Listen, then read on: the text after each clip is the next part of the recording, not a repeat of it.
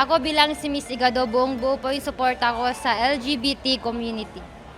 Hindi pinalagpas ng sikat na vlogger na si Miss Igado ang panonood sa The Capitol Arena sa syudad ng Ilagan.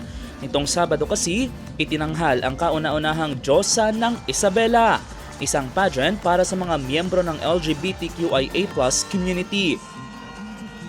I think ang kalagayan ng mundo kapag wala yung sektor namin is kulang siya sa kulay.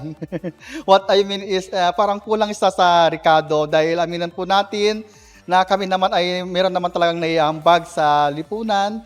Meron kaming mga nagagawa at na i-share po no ng mga services para po makakaroon po ng beneficiaries yung ating mga kababayan po.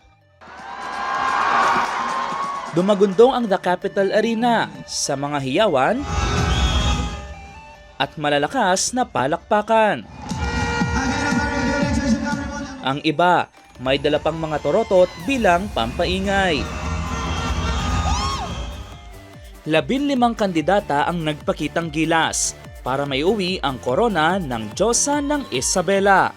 Una nilang ibinida ang kanilang mga festival attire, tampok ang natatanging mga kultura ng kanilang mga lugar.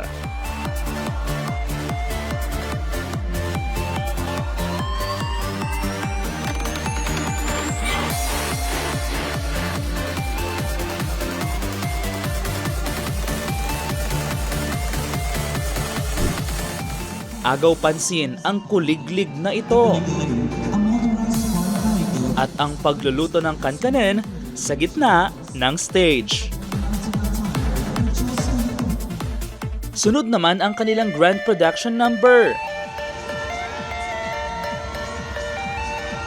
Ang inaabangang swimsuit competition.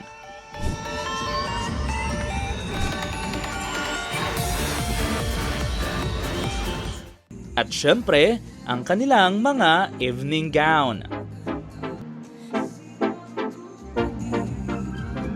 Sa pamamagitan nito, napili ang top 10 semi-finalists.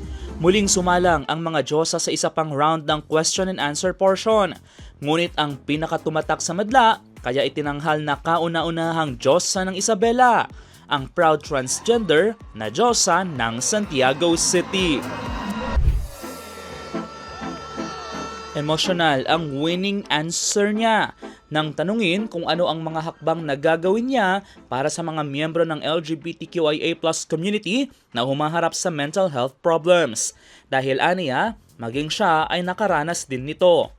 And I am now inspiring every one of you to look at me.